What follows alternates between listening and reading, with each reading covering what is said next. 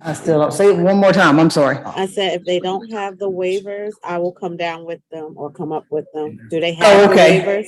Yeah, I don't have one. Can you ask them if he has a waiver? Because mine are in 1A. Mr. Cazzelli, I'm sorry, do you have a waiver by any chance? Ms. Watts, do you have one? I know, mine's sitting on the bench in. Okay, I do not, Your Honor, but after court, I'm happy to. Okay, and then just email it to the prosecutor or something so she can sign it. Okay, I'll bring them down.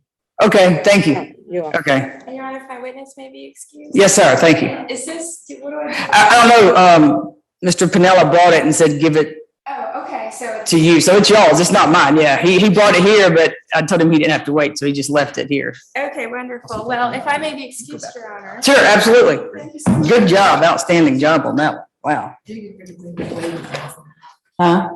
Oh, are they gonna bring, she's gonna bring the waiver down for you if you wanna hold off a second. Okay, Wait. I can wait a second. I gotta be Judge Edwards in 15 minutes, but that's just right next door. Oh, yeah. Cause you have to sign it too, don't you? I have no idea. I think, doesn't the prosecutor have to sign it? Yeah. She'll have it here in just a second. I think I'm just bringing it up. But until then, basically. I usually have some on Having more. bench. Well, we don't have any other officers here, so where's my ADA for the day? We don't even have an ADA here. That's gonna be the crux of any further arguments I have. Oh, where'd he, oh yeah, he's outside. I forgot, yeah. I heard you ran him off, Mr. Houston. Okay. I know that also complicates things with Mr. Bond because you can't spend all your money that just end up in a different.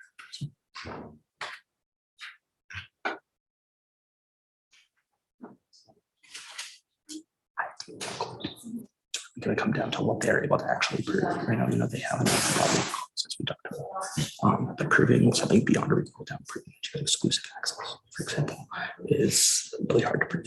So I don't know if they're going to be what they're looking. They might offer you something. And so there's no profit there. I want to say one way or the other. Worst case scenario, yes.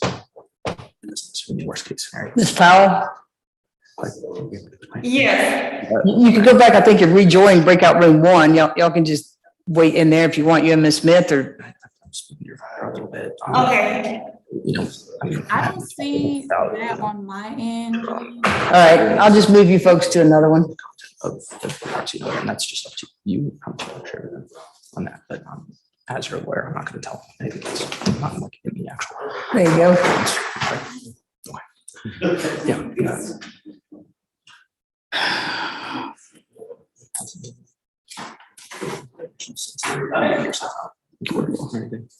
What case do you want here on, officer? Mr. Todd Wright, you on? Todd, all right, come on in, have a seat. Todd, right. If you want to, do you have a trial over there or just like an appearance? And Judge Edwards, I have a bond hearing and then I'm covering something for. Oh, okay. Mr. Raymond. Is she even in there yet?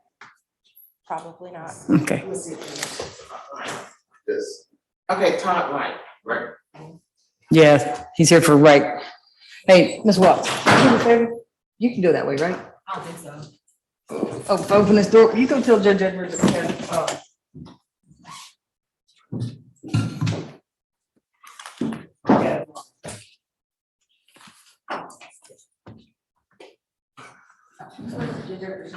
What's your last name? Long, Abigail Long. So we have her over here. We'll just one second.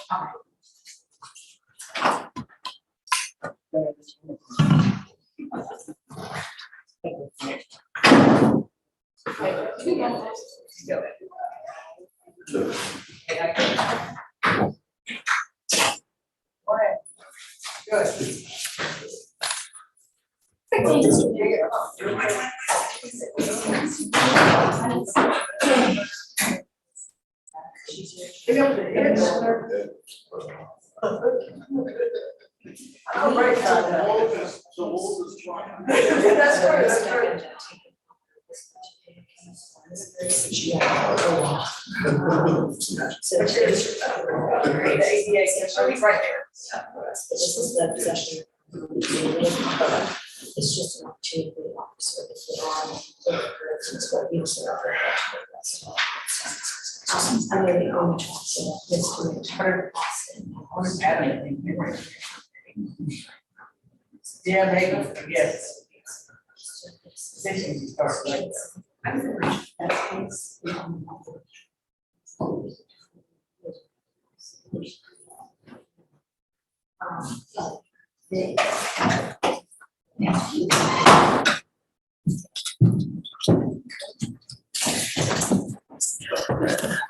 All right. All right, come on up, officer.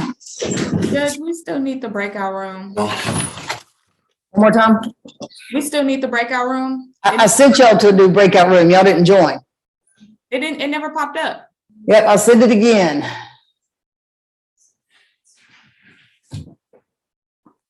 There you go. Y'all got to join it. All I can do is move you back and forth. I don't see it on my end. So go down to the breakout. All I can do now is move you back and forth from breakout rooms. Y'all go down to where it says breakout room at the bottom.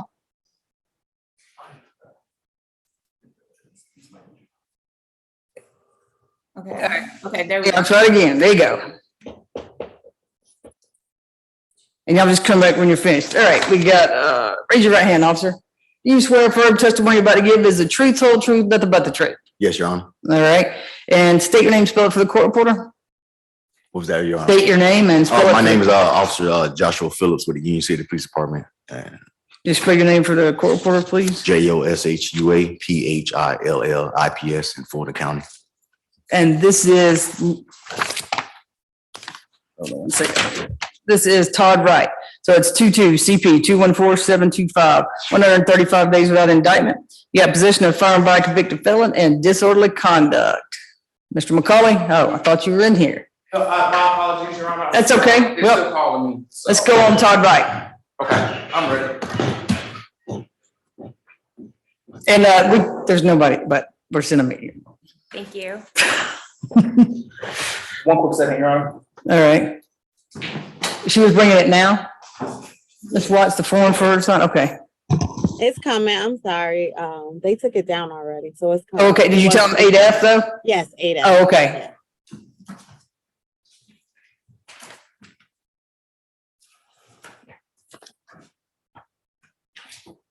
May I approach the podium, Your Honor? Sure.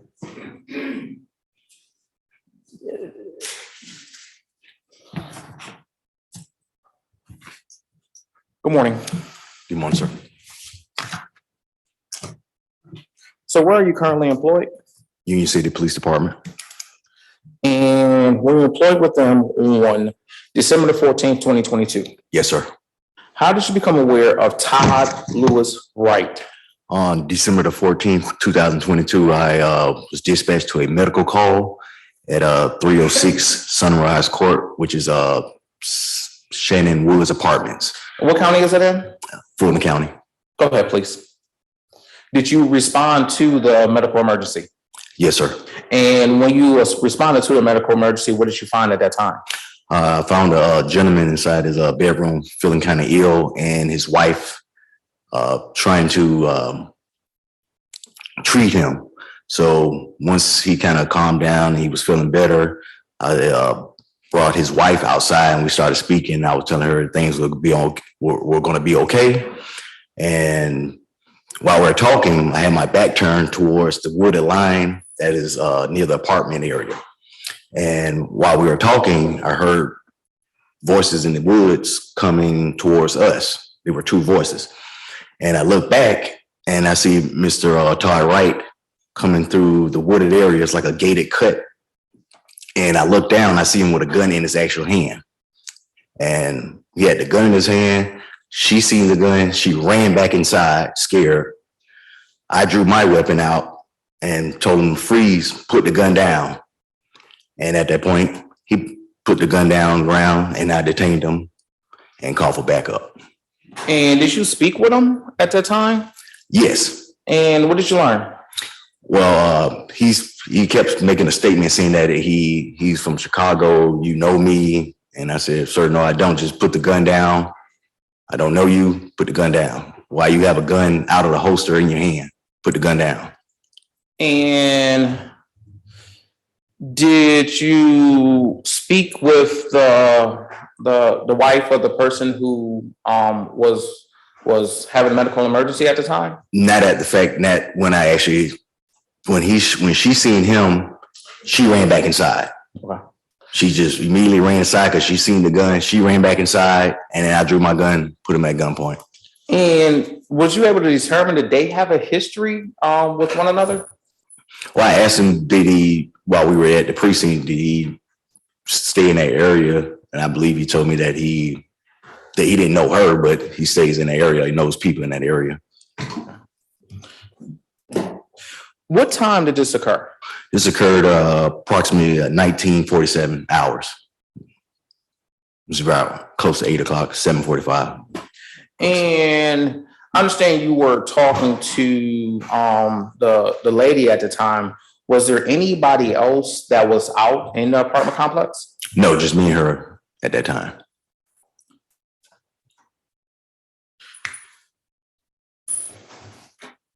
And you have a warrant for possession of a firearm by a convicted felon. What was the basis for that warrant? Well, after I brought him back to my precinct, I called GCIC to do a history check to see his record, see if he had any priors, and then that's when I discovered that he was a convicted felon. And what was he convicted of? At this time, I don't know, sir. I can't remember. Are you the warrant writing officer? Yes, sir. If I provided you a copy of the warrant, would that refresh your recollection? It's a possibility, sir. Your Honor, at this time, I ask to provide him a copy of the warrant. Sure. Once your recollection is refreshed, please let me know.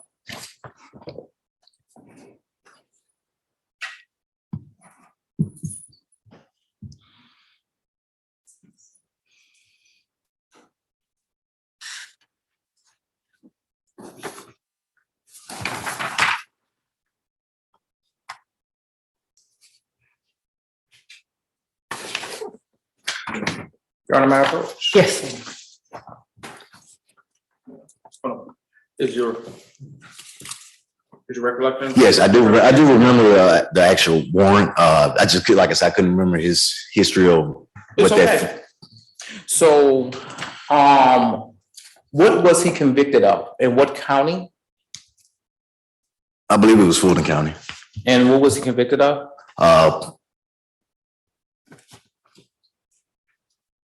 Actually, I mean, I couldn't remember on his prior. Mr. Cazzoli, sorry, do you need to go see your client, or I know she's waiting to sign that form? So Sorry. this right here was. I don't know if she wants to sign a blank one, knowing that he's an officer of the court, he's not gonna. Sure, and I know she's got to go next door. I do. Thank you, Mr. Cazzoli. No, I don't. I just don't.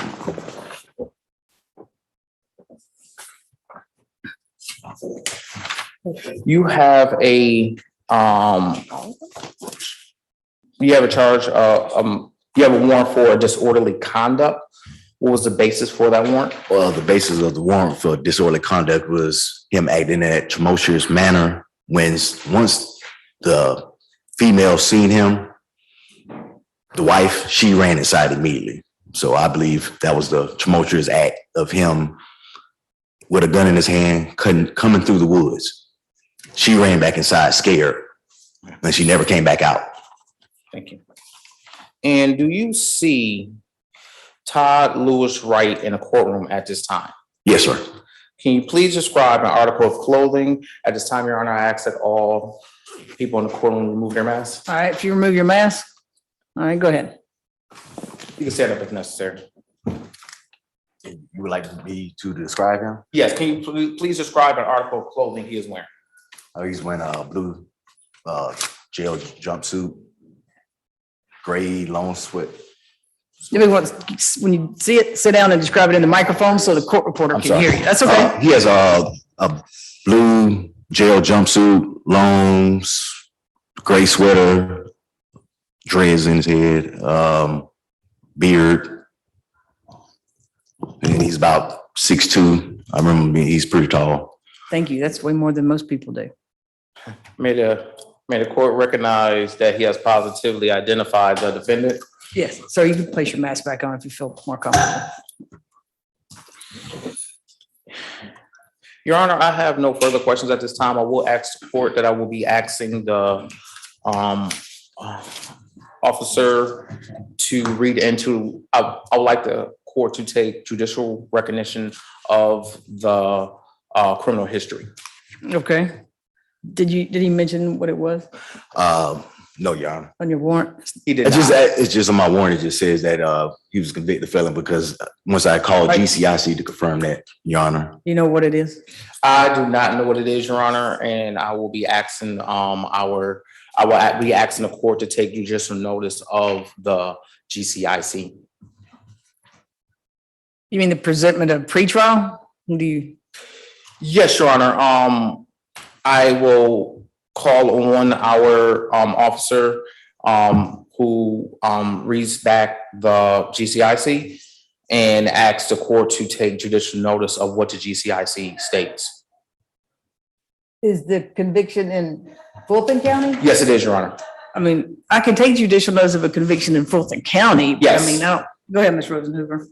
Your Honor, we would just ask that the state provide a witness to testify to a key element of the charge that my client's facing. I don't think that would be too much to ask of the state at this time, rather than ask the court to take judicial notice. And I will be asking the court to take judicial notice, Your Honor, because the court can take judicial notice of information that is for Fulton County, as this is a Fulton County Magistrate Court.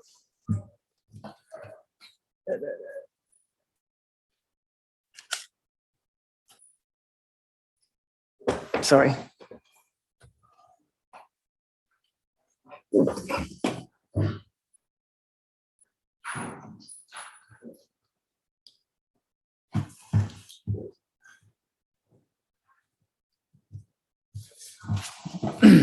Info should have been in the warrant, but I'm not gonna make any comment about that. I mean, I can, do you want to bring me to the attention of a Yes, Your Honor. conviction in Fulton County? Yes, Your Honor. It is convicted in 10/28/2020 in Fulton County. And Mr. Todd Lewis Wright was convicted of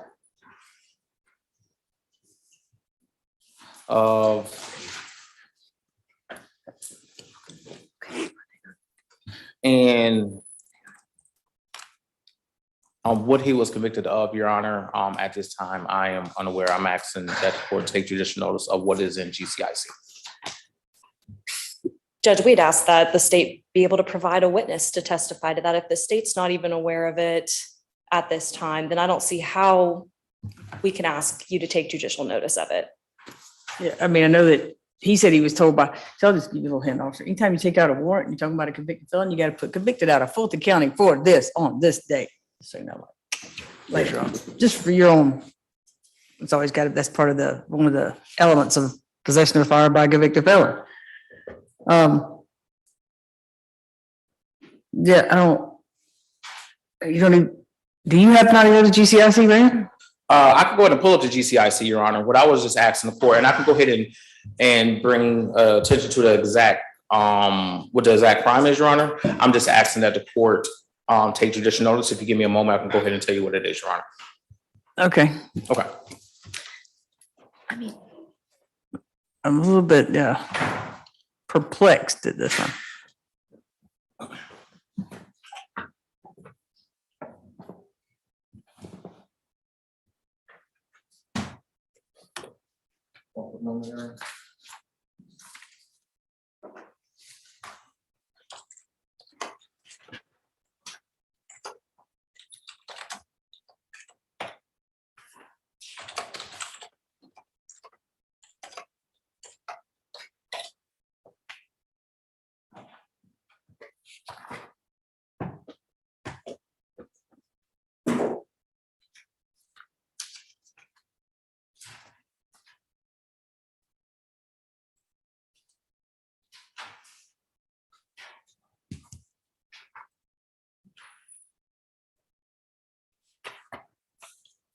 Mr. Cazzola, you need me to sign that for you too? Or you haven't met with him yet?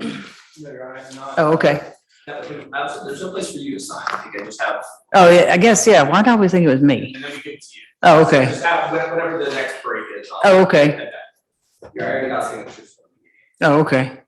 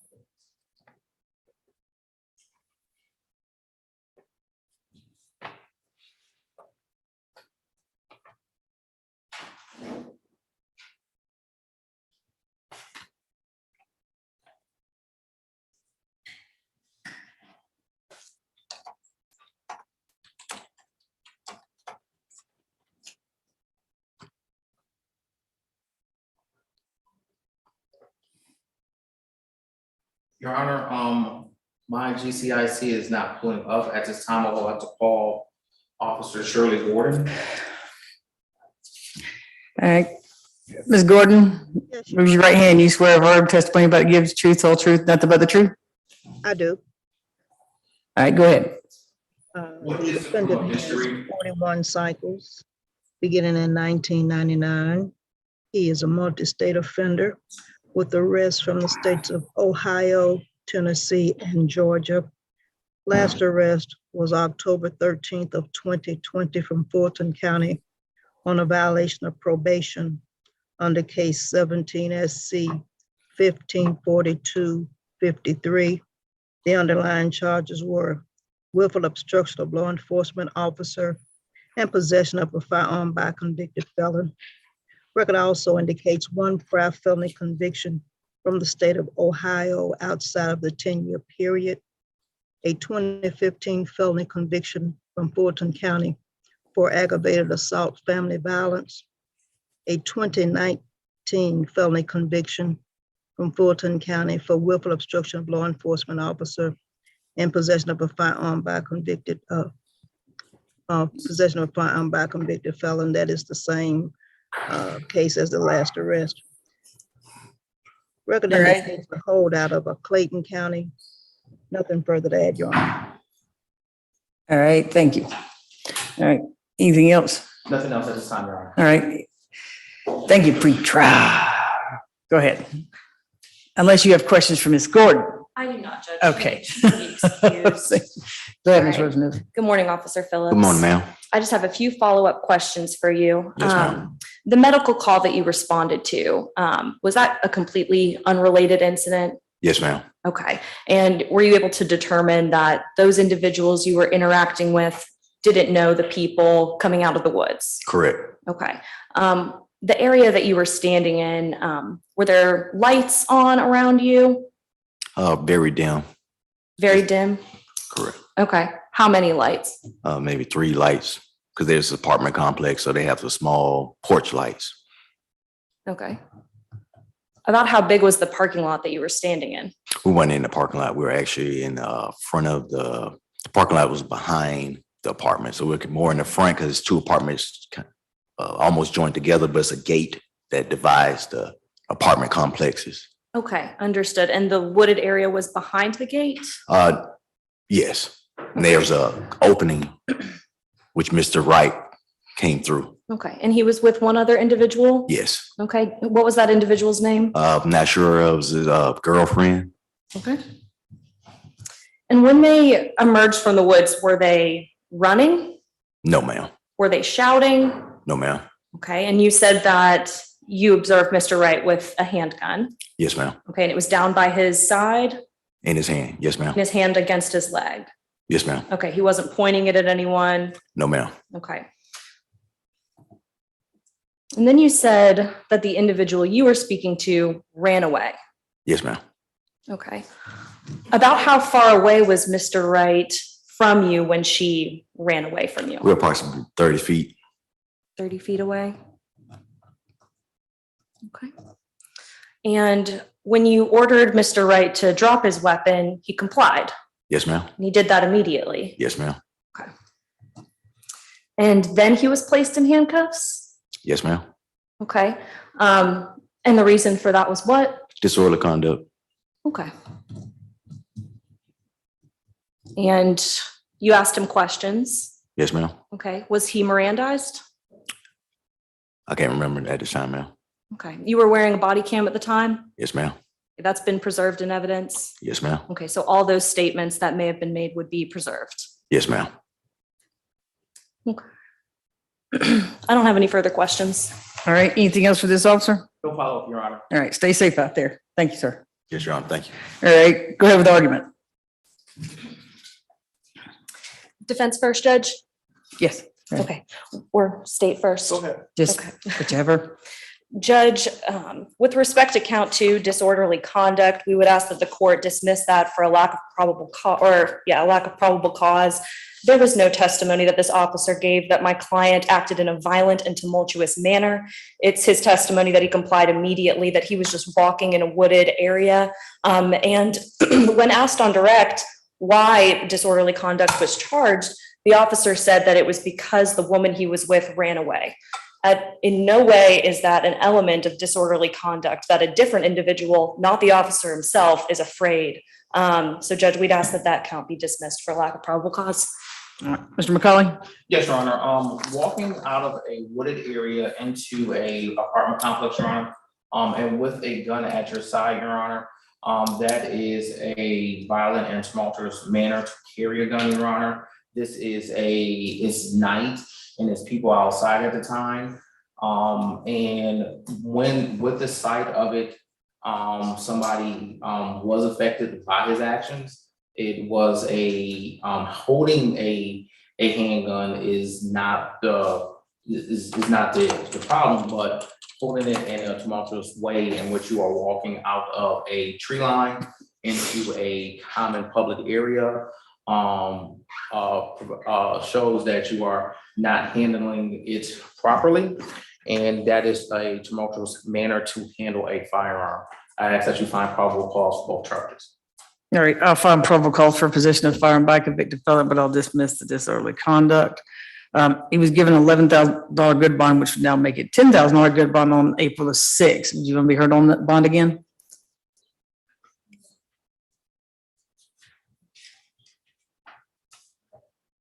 Yes, Judge, we'd like to be heard on bond. Ms. Gordon, down and dirty. Preach. 41 cycles beginning in 1999. Multi-state offender, last arrest was on a probation violation October 20th out of Fulton County for willful obstruction of law enforcement officer, possession of a firearm by a convicted felon. One prior felony conviction out of Ohio outside the 10-year period, 2 felony convictions from Fulton County, a 2015 ag assault family violence, 2019 willful obstruction of law enforcement officer. That was the same case as the last arrest on a BOP. Nothing further. There is a Clayton County hold. There is a Clayton County hold. Okay. Go ahead, Ms. Rosenhuber. Thank you, Judge. Mr. Wright is 43 years old. His address on file is 6370 Shannon Parkway, apartment 910. That is the apartment complex that is the basis of this case. In his previous bond, I believe, yes, he believes he's supposed to stay away from that area. But Judge, that is where he resides with his girlfriend. And so we would ask that that condition be removed. He also has 6 children that range from ages 1 to 25. He owns his own clothing line and works on food trucks. And he also owns Turtle Check, which is a record label. He made it to the 12th grade. And at this time, Judge, since he's been in custody 135 days without indictment, he's unable to make much of any bond. But we understand that the possession of a firearm by convicted felon charge, that Your Honor cannot UJR him out of it. But we would ask for a significant reduction at this time, given the evidence that we heard today. Thank you. So on his bond, it says stay away from 609 Sunrise Court. Is that?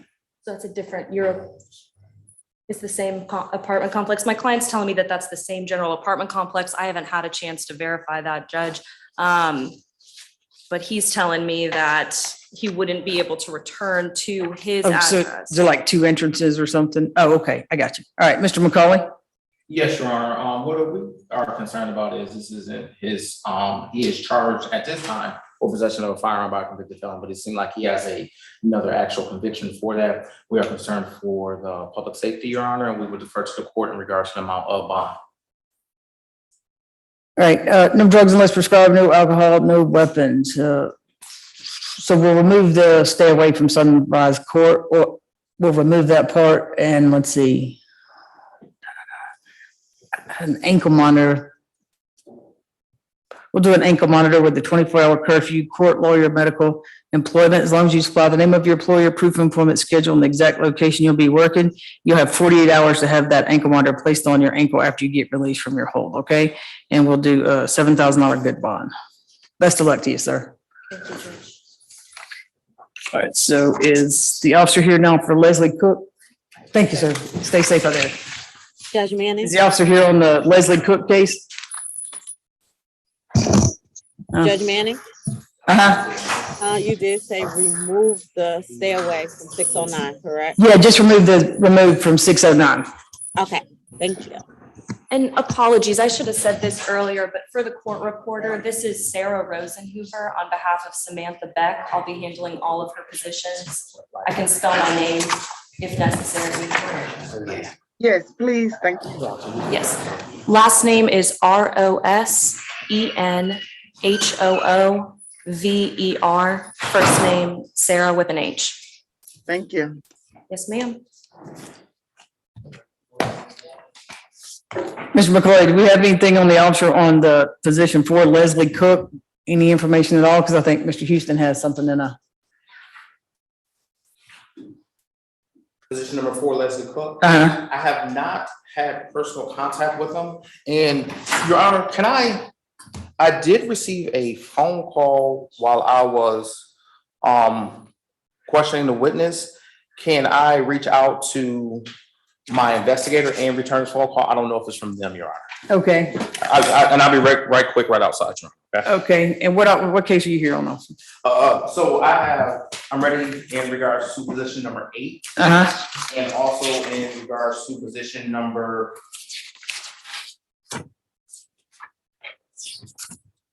2. So Eddie Hawkins. 8 and 2. Okay.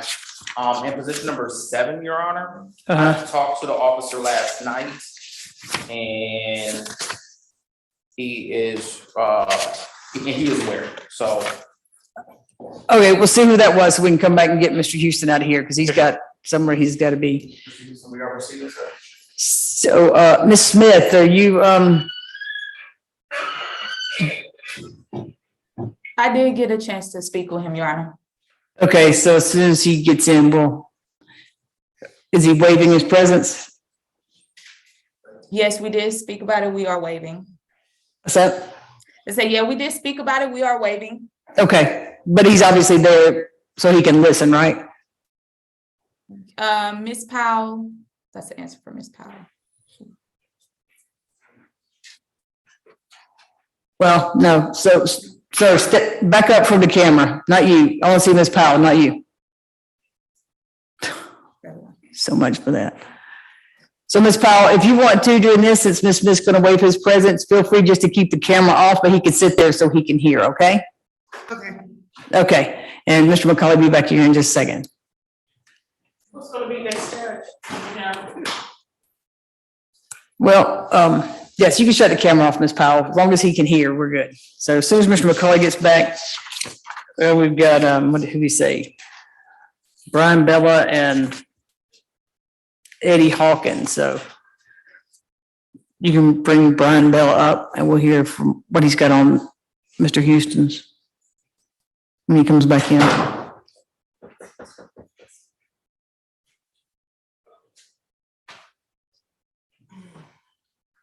He did say the officer was here for that, didn't he? But Cook.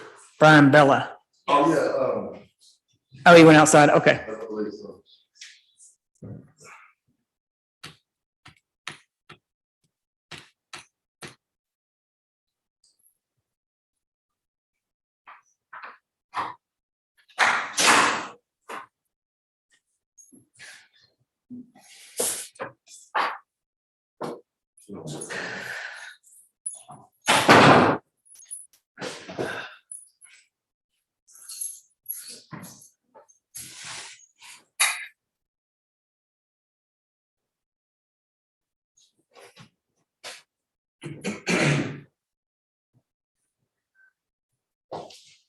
Ms. Rosenhoover, it's Mr. Bella, if you want to speak. Are you covering for this one too? Mr. Bella, Okay, then yes. Bella, yeah. Apologies. That's okay. I know it's Friday. Everybody wants to get out as quick as they can, so I'm trying to juggle it. Go ahead and stand for your challenge. Since Mr. Castillo- Right, they don't want to move before you, do they?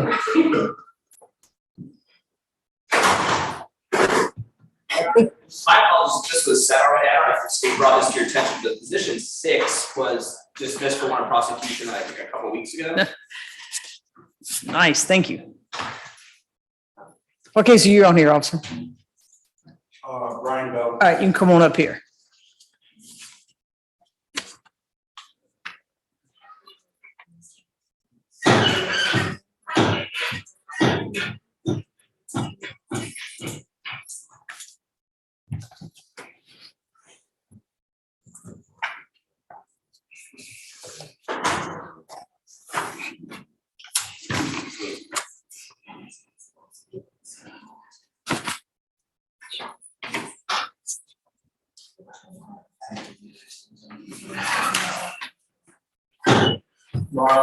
In regards to position number 4, I did not make personal that's the one you was asking about, right? I'm sorry. Leslie Cook. Yes, in regards to position number 4, I did not make personal contact with the officer last night, and I called the officer again on a personal phone this morning. I did not make personal contact. A subpoena was sent. Our investigators are reaching out to APD right now, and they will be letting me know what they learned. But as of right now, I have not made personal contact with them, but the officer was subpoenaed. Sure, go ahead, Ms. Houston. Yes, Your Honor, this is the second time it's been on the counter. This is the same exact thing that happened on the first time he was on the counter. So we would just be asking for prosecution.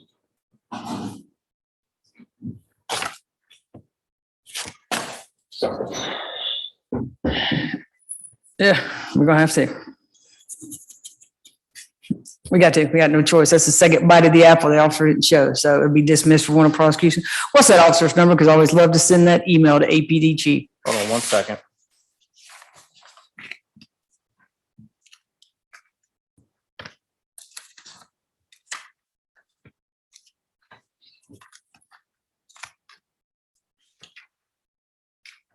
The officer is Robert, or common spelling, Robert Stack, Stack. He is with Atlanta Police Department. His badge number is 2917. Okay. Do you have time to wait, you know, to bring your client out real quick? You can tell him, or you just want to go back and tell him, or? Just step back and tell him. Okay, that's fine. That's fine. Are y'all okay with him stepping back there? And telling him, do you want us to wait for a second until he gets out from back to start? Yeah. Okay. If I can go with you two to get one at a time.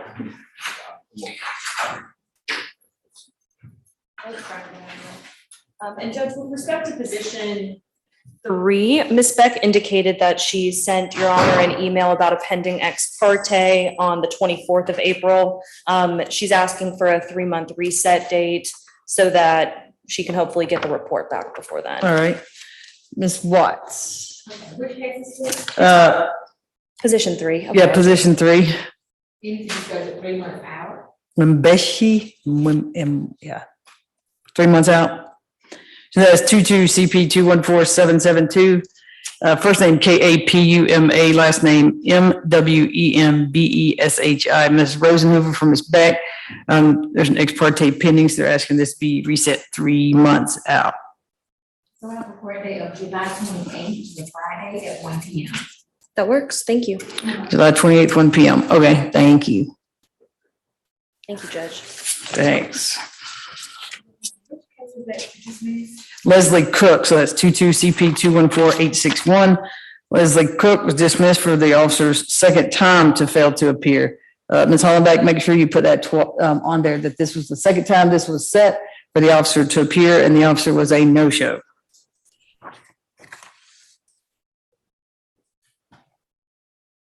And Your Honor, I know you are probably aware, but in position number 6, I know Mr. Pizzoli is probably aware also, but our office declined to prosecute that case, and that was filed on 4/21/23. All right, thank you.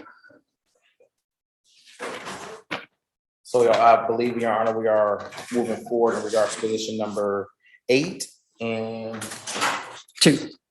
And the other add-on. and 2. In position number 7, Your Honor, just would like the court be aware, that officer was the one that was calling me at that time.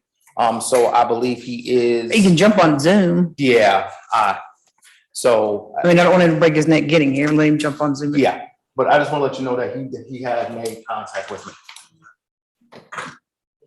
Y'all trying to be excused? Yes, Your Honor, or- yes. You're Oh, you're Kajana Walker. Okay, I know. Your Honor, position number 7, the officer is here. Okay, So I'm ready to proceed on position number 2, position number 7. have a good weekend, Mr. Houston. All right, we'll go ahead with position 2. He's out here, and then Ms. Smith will take yours. Well, actually, it won't take that long to take yours, will it, Ms. Smith? No, it won't. Okay, why don't we take this one really quickly? Y'all can all just keep your seat because they're on Zoom. This is 22 CP 214104 Javon Woods, burglary in the first degree. We got Ms. Javonna Smith on Zoom, and her client has waived. However, he's listening on from another Zoom link. Mr. McCauley, do you need to go ahead? Or do you want Ms. Smith to go ahead? I will proceed. I am starting in regards to, have the officer been sworn in, Your Honor? No, we're on the one I'm sorry, Your Honor. on Zoom. Oh, Von Woods. The Yeah. add-on. Right, the add-on, just while they're on here so that they can get back to work. That's why I said nobody had to move. Understood. Yes, Your Honor. I reached out to my office in regards to this. We have no objection in regards to this case being transferred to the juvenile court. They are aware of it. And if there's any documentation that I have to do, hold on one moment, Your Honor. So we did reach out to our juvenile department. They are aware of the case, and we have no objections to this case being moved to the juvenile court. What, let's see, Mr. Davis, is there anything that you need, or is there, or Ms. Smith, do you know anything that an order that needs to be presented that I could sign? What does it need to say? I was just told from my office that was something that the DA would be in control of. So I alerted, the DA's office about what was going on. So I don't really know the procedure after that. And Your Honor, I did reach out to my colleagues. What the documentation is as of right now, I do not have with me, but what I will do is I will have that, and I will be able to provide that hopefully as early as Monday, if that's okay, Your Honor. At this point, what I will be able to go ahead and say and go forward on the record. Sure, investigator has is there an update on this, Investigator Pauls? I think that if we're talking about Robert Stack, APD, position 4. No. Yeah, no, we're talking about Javon Woods. Let me ask you a question. Here's what I'm concerned about, is that now he's been fingerprinted, and that's really gonna mess up with it. So what can we do about that? Can we seal it, expunge it? There's gotta be something we can do, because it's not an SB 440 case, so his fingerprints don't need to be in GCIC. And Mr. Smith, do you have any ideas? Anybody? I'll take anybody outside, grab somebody in the hallway, see if they have any ideas. I don't know. But somehow we got to get his fingerprints removed. And This is from my understanding, to Your Honor, his fingerprints may be match or a partial match to someone actually named Javon Woods. So That's correct. then he was fingerprinted, That's correct. and that is how he was able to continue to be in custody because there was a match. Correct. Okay, so, I mean, I took fingerprint identification back when I was a cop at GBI, and there's so many points that on the ridges and stuff that you have to match, so it was that similar that they kept somebody that had similar fingerprints in jail instead of a match? Your Honor, may I say something? I don't want to speak out of order. Did you fingerprint him? No, Your Honor, I'm just telling you, I wanted to advise the court what's on the GCIC. On his For last arrest- this person, not Yes. the other one. This person should just be burglary. That's what I want to explain to you, Your Honor. On the last arrest of October of 2022, they had to dismiss case 22 CR 00714-5F for simple assault. It was dismissed April of this year, 26th of this year, and it was saying he was a man at the time of the plea, and his name was not Javon Woods. And his name is Malachi Lundy. That's his name, like his real name, right, Ms. Gordon? Correct. Okay, here's my concern. Here's a juvenile, still a juvenile, who did whatever he did. And now we got this situation where now his fingerprints are out there on GCIC, entered into a database, and he's still a juvenile. And this isn't like one of the 7 deadlies that a juvenile would, I mean, it's burglary in the first degree. He would not have been fingerprinted as a juvenile, it's not one of the 7 deadlies. So that's my thing is somehow we need to get it off of, especially, I hope he understands, Ms. Powell, I hope he's sitting there and understands he never needs to pull this stuff again. I mean, he lied about who he was, and if he would have just said his real name and I'm a juvenile, they'd have popped him on the hand and sent him back home and whatever. I mean, he's kind of created this situation, and how did he know he had similar fingerprints? But Ms. Smith, my concern is trying to get them off of there for him, because if it's not fixed now, this is going to follow him. He could never make another mistake the rest of his life, but this will follow him his entire life. If he wants to go to law school and he gets fingerprinted, everything is going to kick back. Everything's going to keep kicking back up. So I don't know if that's something you want to do, if an expungement for that and a seal of this arrest. I guess it'd be an expungement just like anybody else, but it wouldn't be called that. Somehow clearing this had to have come up at some point in time where somebody's got to know what to do with it.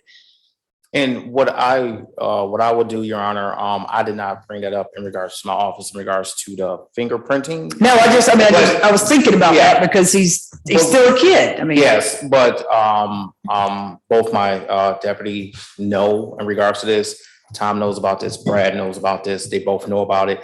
They said we are okay to go ahead and go forward and allowed to go the other way. I just do not have the documentation. What I will also reach out for is what we can do to have his fingerprints removed from GCIC. And I will get in contact with them to see how we can go ahead and go forward with that from the prosecution standpoint. So I guess you need to do some sort of order like you would if you transfer something from juvenile to Superior Court. You need to get me the order where you sling it back down to juvenile. But somebody, Ms. Smith, whatever, if Ms. Smith finds out or whatever, and she needs you folks to do something to get it removed from GCIC, and I guess seal it on here or something. To protect him as a juvenile. Mr. Davis, you're Cobb County DPACs or whatever. You got any ideas how to protect this kid? Legally, no, I don't. I'm talking about fingerprints and close this case. That's all I can think of. What I can do is I can reach out to his assigned judge out in Cobb County. In Cherokee County, yes. See what they can possibly do in Cobb County juvenile. Okay, I'm talking about for this adult arrest that he was charged with, which he never should have been charged with. So am I not making sense? At the jail. Okay, so. No, I'm just, I'm just asking, hold on, am I not making sense? He has been fingerprinted as an adult. He is not an adult. He played a game and he lost for 100 and some odd days. Now, I'm trying to fix it so this kid doesn't have his fingerprints on GCIC before he's an adult. It's kind of that, maybe I was talking in circles. Oh my God, I hope it's better while I'm on this panel. I'm talking about professionalism and I'm about to lose my mind. So, yeah, I just need it removed from GCIC. So I don't know how. See, he can get the agents at the jail and they will know exactly what to do. Look at that. Major, thank you. You just got promoted. Yeah, it was something serious. Yeah, so because we need to do that. And Ms. Smith, I guess if we want to seal this record here, that's all I'm going to be to predict you, Mr. Lundy. You got it from here. I hope you know the difference between a truth and a lie. Just give me the order so that we can do this. Yes, sir. How quickly do you need this order in Cobb County? So he's been released, he's there. Do y'all need anything else, Ms. Powell? No, If it takes a couple days for that order, is that okay? yes, that's fine. Okay. And I guess Ms. Smith has your contact info or somebody does so that we can get it to you? Yes, All right. Hopefully Mr. Lundy heard what I said. Am I correct? yes. Okay. Yeah, Mr. Davis, if anybody has any ideas besides, yeah, like I said, the head chief deputy in charge over here, the major, since I promoted, just said, just so that we can take care of getting it off GCIC and clearing out his adult record. You know, he never has one fantastic, but he doesn't need a head start on having one if he plans on keeping up a life of doing wrong. Hopefully, best of luck to you, Mr. Lundy. Hopefully you've kind of learned a lesson and get your act together. Thank you. Thank you, Ms. Smith. All right, so now we got Brian Bella, position 2. 22 CP 214753, 134 days without indictment, one charge of aggravated assault. Go ahead, Mr. McCauley. Is it Officer Brown? Yes, sir. Oh, yeah, go ahead and swear him in and tell him to have his name, if you don't mind. Officer Brown, do you swear to tell the whole truth and nothing but the truth, so help you God? Yes, sir. Can you please state and say your name for the record? My name is Shavor Brown. And can you please spell it for the record? SHEVOYBROWN. And is it officer? Yes, sir. Officer Brown, where are you currently employed? Yes, sir. Where are you employed currently? Hateville Police Department. And were you employed with them on December the 16th, 2022? Yes, I was. And how did you become aware of Brian Bella? I was dispatched to a call on I-85 northbound near to the Loop Road exit. What county is that in? It's in Fulton County. And did you respond to the call? Yes, I did. And what did you find once you arrived on scene? I observed the victim, Mr. Abernathy, bleeding from the forehead. And can you please spell the victim's name for the record?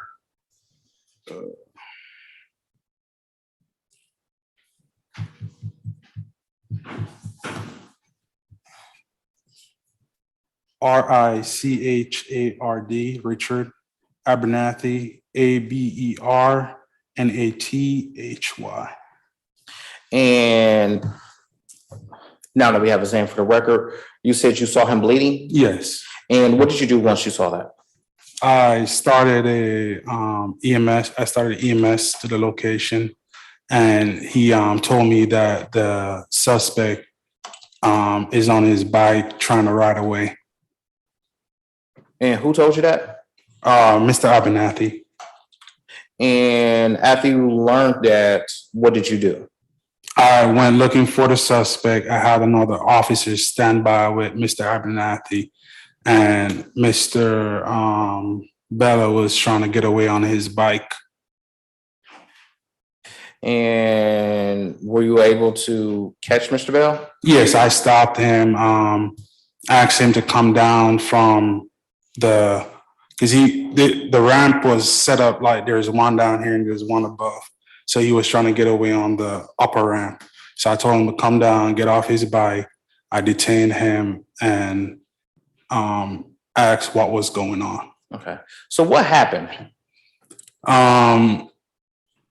He just told me that Mr. Abernathy started fighting him over a space underneath the bridge because they're homeless. That's where they stay.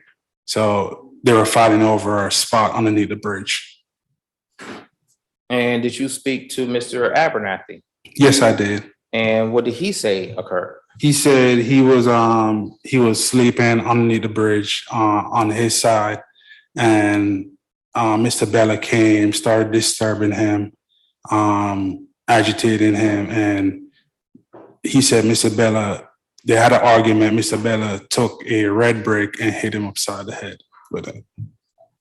On the scene, did you see a red brick? Yes, I did. Did you take that into evidence? I took a picture of it. I took it back to I believe I took it back to the precinct, but we didn't log it into evidence.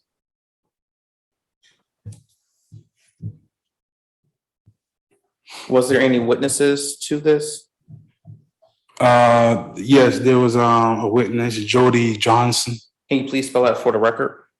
Jody Johnsson.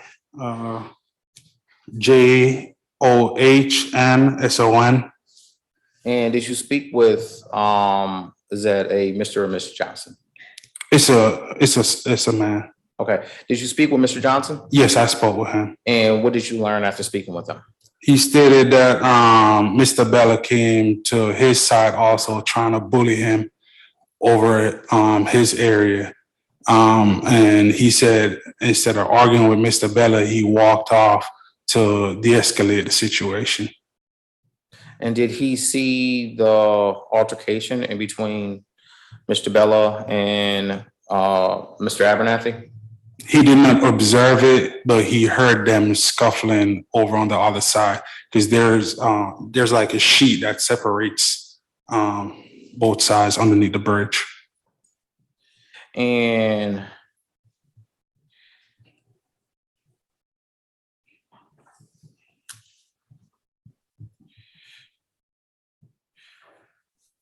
was the witness able to identify Mr. Bella? Yes, he was. And how did he do that? He said he was wearing like a jumpsuit and he had a bike and a backpack. And what was Mr. Bella wearing? He was wearing a jumpsuit. I don't remember the color, but he was wearing a jumpsuit. He had a bike. He was on a bike and he had a backpack on. Were you post certified during this investigation? Yes, I was.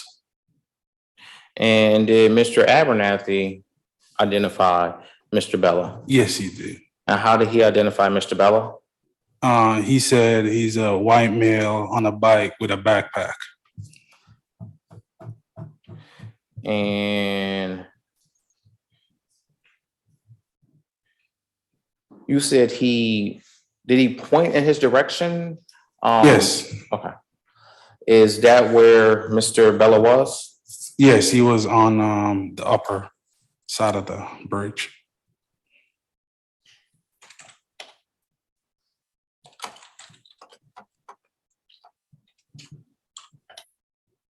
You said that Mr. Abernathy was bleeding from his head. Can you please describe what you saw? I saw blood coming from the right side of his face. And where was the wound at? It was right above his hairline.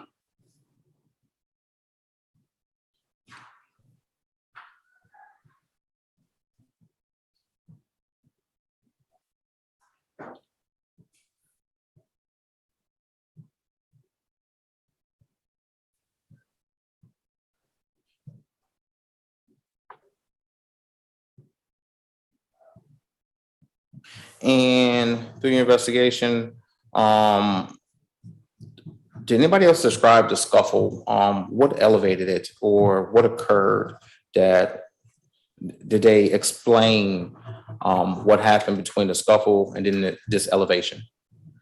Their only words was he was trying to bully them over a spot underneath the bridge. And do you see Mr. Bella in the courtroom at this time? Yes, I do.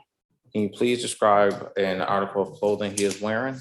He's wearing a blue shirt and I believe under a garment that's gray.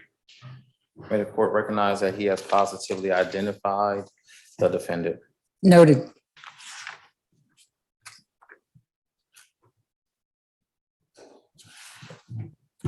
No further questions at this time, Your Honor. Ms. Rosenhuber? Thank you, Judge. Good morning, Officer Brown. Good morning, how you doing? I'm good, thank you. I just have a few follow-up questions for you. With respect to the injury that you described, can you describe, just describe the injury for me? He had a laceration deep enough that it caused bleeding above the hairline.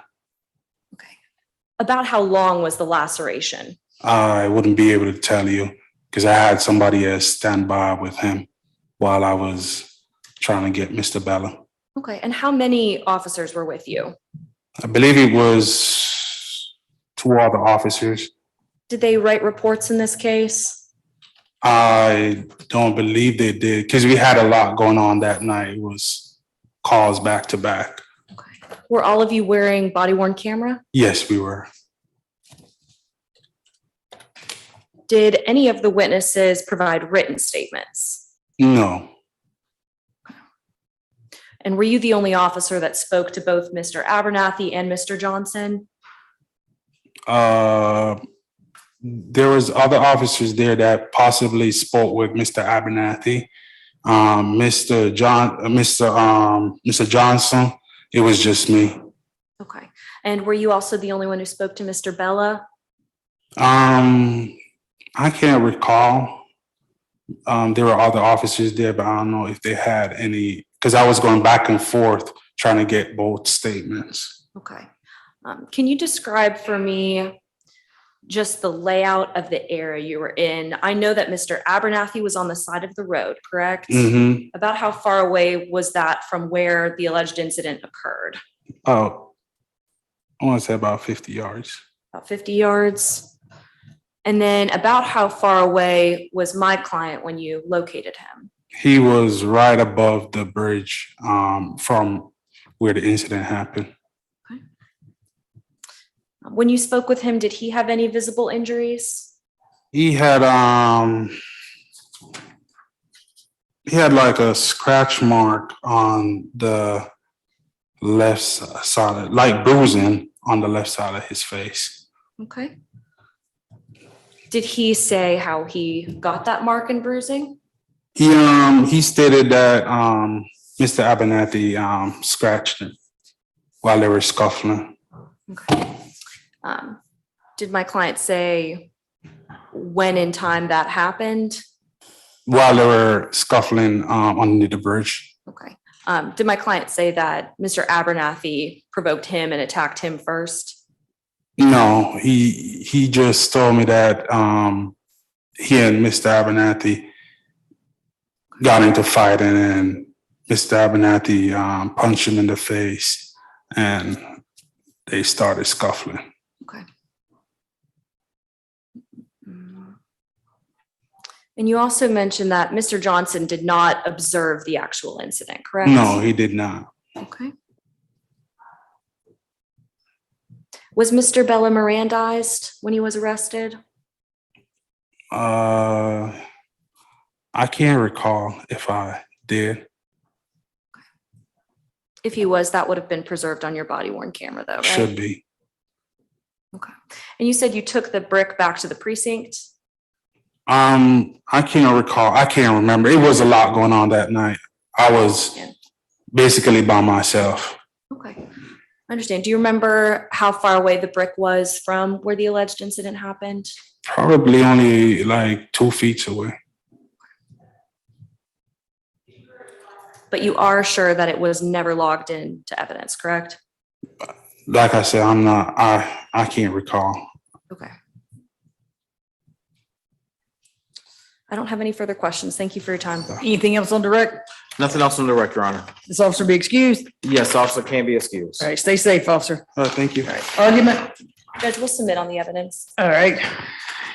I was sent on evidence loss, Your Honor. All right, we found probable cause. Looks like bond was addressed on the 11th at $25,000 good bond. Do you want to go ahead and be heard again? Yes, please, Judge. All right. Your Honor, the defendant has 50 cycles beginning in 1991. Last arrest was July of 2018 out of East Point for aggravated assault, battery, family violence, terroristic threats, and criminal trespass. Those charges resulted in a misdemeanor conviction on the battery, family violence, and criminal trespass August 28th of 2019. Record indicates 4 prior felony convictions outside of the 10-year period, and there are 5 previous felony convictions for aggravated assault, 1 in 2013 and 2 in 2011. All 3 of those are out of Fulton County. The 2 other ones were outside the 10-year period. They also were from Fulton County. 6 violations of probation, 2 FTAs, nothing further, Your Honor. All right. Ms. Rosenhuber? Thank you, Judge. Mr. Bella is 50 years old. He's a lifelong Georgia resident. He's also a high school graduate. He graduated from Riverdale Senior High School. Previously, he was working at Bannister's Upholstery in East Point as a receptionist. The address on file is a good address for him. Miss Beck was able to verify that. That's here in Atlanta, Georgia. He'd be staying with his mother, Miss Jerry Bella. At this time, Judge, he's unable to make this $25,000 bond, and we would ask for a reduction to no more than $10,000. Thank you. Mr. McCauley? We would defer to the court in regards to the amount of bond. All right, no drugs unless prescribed, no alcohol, no weapons. You can have an ankle monitor paid for by the county with a 24-hour curfew, court, lawyer, medical, and employment, as long as you supply the name of your employer, proof of employment, schedule, and the exact location you're going to be working. No further contact with Richard Abernathy.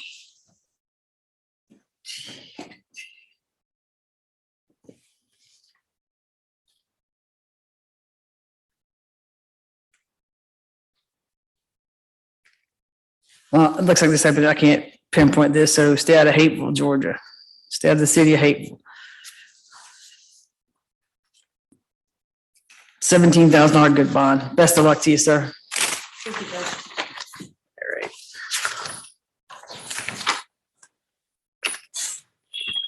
All right. I think I'm up next. Can I take a quick comfort break? Sure, sure.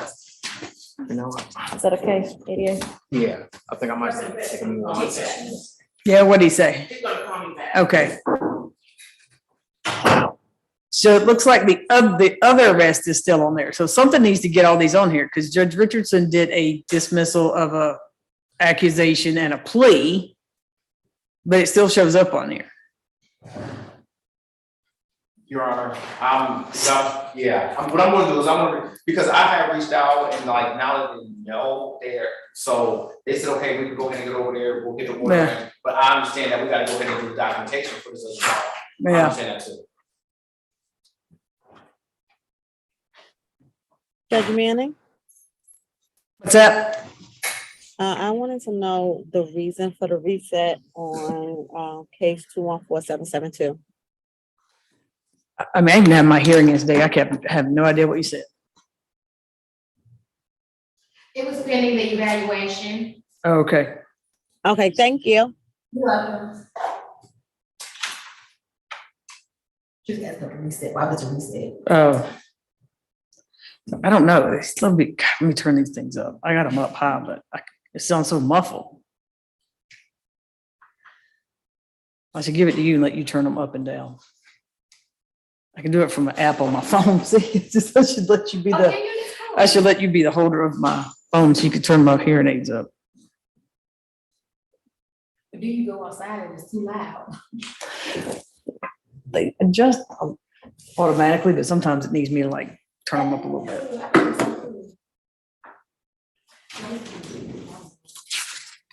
So I guess we'll take Eddie Hawkins since she kind of bogarted the table there, Mr. Pizzoli. Yeah.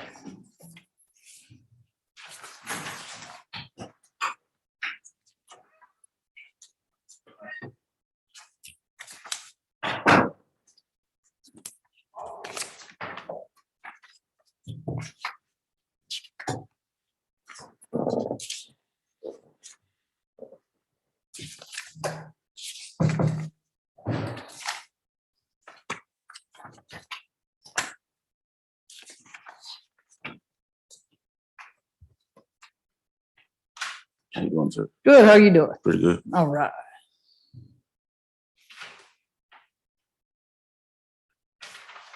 Some of you officers ought to be catching some overtime with Janet Jackson and Taylor Swift in town this weekend. I'm not on that one. I thought about it, I'm like, no. You can probably catch some good extra job money. Oh, yeah. I'll pass.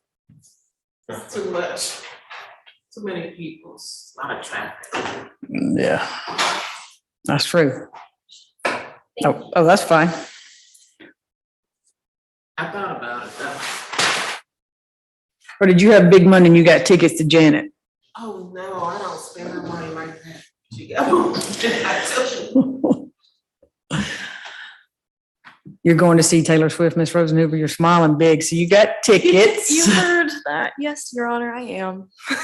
What day are you going? Sunday night, which should make Monday court a fun time. Right. You know, if you get there, you can park at the state bar. But I if think they sent out that email that said, you know, get there early. We want to take the MARTA and just not have to worry about fighting traffic, but I'm sure we'll fight lots of people on the MARTA as well. My name's Sarah Bruce.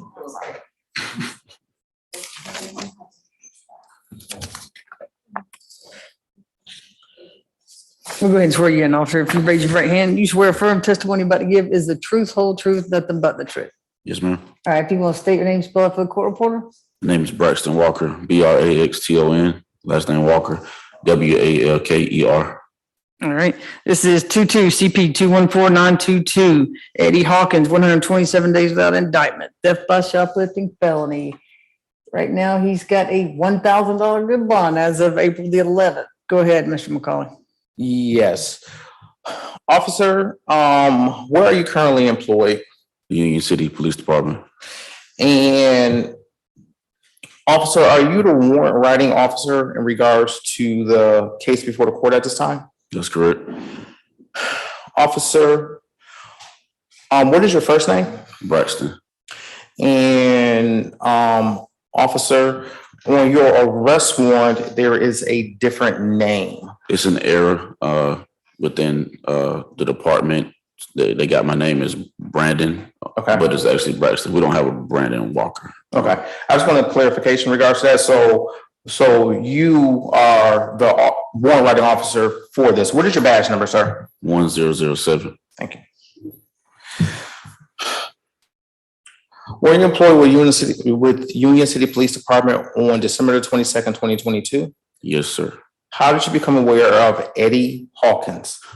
Well, I'm familiar with Eddie Hawkins, but on this day, we got called to, I got dispatched to Walmart. What is that address? It's 4735 Jonesboro Road. And what county is that in? Fulton. Please go ahead.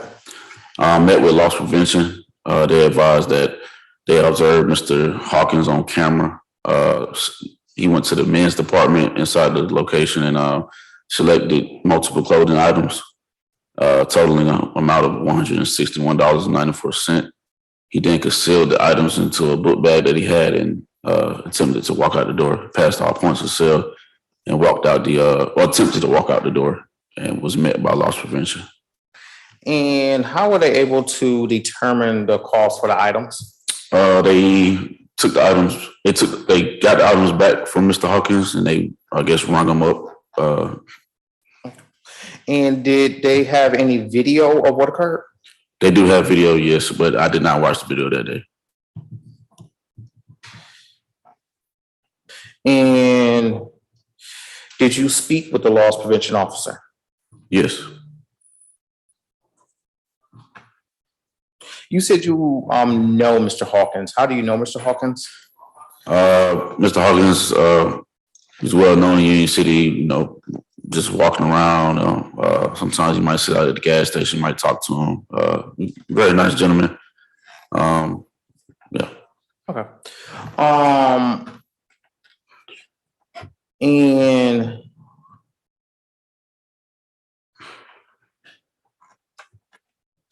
do you know of any other times that any other convictions that Mr. Hawkins may have? Yes, I do. Mr. Hawkins has been convicted of shoplifting multiple times since 1988. But the previous ones were in 2019. That was September. Before then, it was August. In the 2019 September conviction, what county was that in? Fulton County. And what was the charge that he was convicted of? Shoplifting. And can you please go to the next one? The next one is August the 3rd, 2015. What county was it in? Fulton. And what was he convicted of? Shoplifting. And please, can you do another one? Next one is September the 24th, 2015. What county was it in? Fulton. And what was he convicted of? Shoplifting.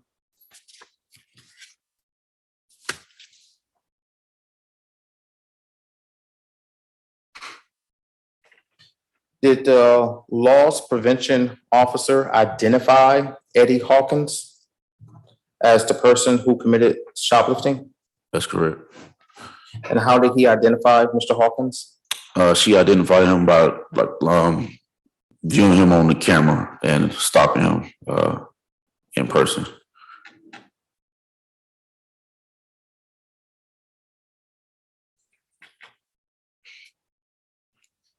Did she just describe what she saw on the camera? Did she describe what she saw? Yes. Yes. As I stated, she described she saw Mr. Hawkins approach the men's department and select multiple clothing items and concealed items. Do you see Mr. Hawkins in the courtroom at this time? Yes. Can you please describe the article of clothing that he is wearing? A blue jumpsuit with white or gray undergarment. May the court recognize that he has positively identified the defendant? Noted.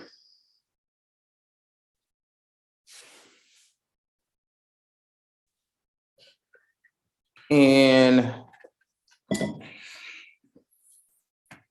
the last point of sale, where was he at when the loss prevention officers actually made contact with him? I'm not sure, but they usually make contact with the suspects when they pass the self-checkout right before they get to the exit door. No further questions at this time, Aaron. All right, Cross. Good morning, Officer Walker. Hey, how you doing? Good, thank you. Just have a few follow-up questions for you. About how long did the loss prevention officer hold Mr. Hawkins before you arrived? Let me see.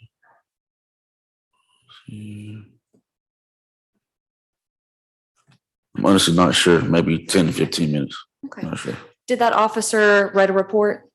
Loss prevention? Yes. Yes, they do write reports, yes. Okay. Has that been preserved in evidence in this case? I'm not sure. Okay. But they do have that report on file if we need to. Okay. And I know you said that you didn't personally watch the video, but was that preserved in any way? They have the video, yes. Okay. Has that been collected? I guess what I'm asking is, has that been collected by your agency to put in this case file? I did not collect it. Okay. Are you aware of any statements Mr. Hawkins may have made to the loss prevention officer? No, ma'am. Okay. Were the items returned to the store? Yes. Okay. Had they been returned to the store prior to your arrival? I think as I got there, I think they was in the process of taking him out of his bag, or maybe when I got there, that's when they searched his bag.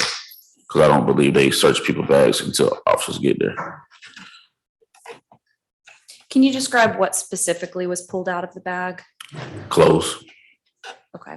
Do you know a number of clothing items? Per my report, it was 6 items. Okay. Do you remember shirts, pants, anything more particular? No. I don't. Were you wearing body cam at the time? I was. Okay.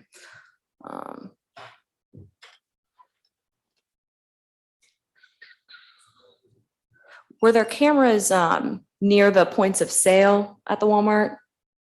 There's cameras all over, near points of sale, men's department, front door, they're everywhere. But to your knowledge, would the video of the initial interaction between the loss prevention officer and my client, would that have been preserved? On camera? Mhm. Yes. But you haven't collected it at this time? No, ma'am. Okay. When you arrested Mr. Hawkins, did you Mirandize him? No, ma'am. Not to my knowledge. Did he make any statements to you? I believe he was pretty much telling me that he was going through hard times and needed something for his kids or something like that. I don't believe I have any further questions. Thank you for your time. Redirect. No redirect, Your Honor. All right. Anything else? Nothing else for this officer. I ask that he be released and allowed to leave, Your Honor. All right. Stay safe, officer. Thank you. All right. Go have an argument. We'll submit on the evidence, Judge, but we would like to be heard on bond. Okay. All right. Pre-trial. Your Honor, the defendant has 49 cycles beginning in 1986. Last arrest was April of 2021 from Union City for theft by shoplifting and criminal trespass. Those charges were null pros May of 2022. Record indicates 5 felony convictions outside the 10-year period. All 5 felony convictions were for theft by shoplifting. A 2018 felony conviction, theft by shoplifting out of Fulton County. 2016 felony conviction, theft by shoplifting out of Fulton County. Nothing further, Your Honor. All right. Go ahead, Ms. Rosenhuber. Thank you, Judge. Mr. Hawkins is 66 years old. He's resided here in Georgia for the past 30 years. The address on file is a good address for him. He lives with a friend. It's technically a boarding house. It's that Union City address. He has a 32-year-old daughter and graduated high school in 1975 and later completed some college. He is diabetic, has high blood pressure, and he currently receives SSDI for some of his other medical issues. He's also disclosed to us that he does have specific MH issues for which he was recently in a hospital for those mental issues. So, Judge, at this time, he's unable to make any kind of bond, and we would ask that the court consider a UJR wrap services if the court thinks that that's appropriate for this theft by shoplifting case that hasn't been indicted in the last 127 days that he's been in custody. Mr. McCauley. Yes, Your Honor.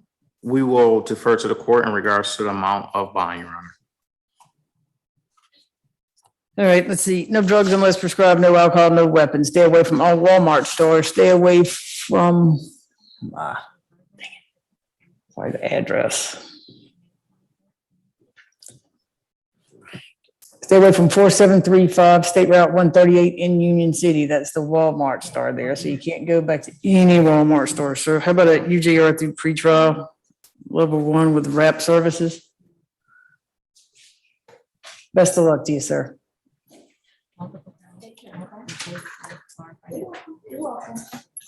And Judge, that concludes my business. If I may be excused. Absolutely. Have a good evening. All right. Detective, you can come on up here. Come on, Mr. McCauley. And then we got, Yes, Your Honor. last one is Johnny Morris. Have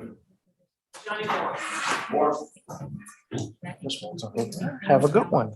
Will I see you this afternoon? I did. Let's do it again. I have to report to Judge Drake at 1 o'clock as well. If you're a little late, I'll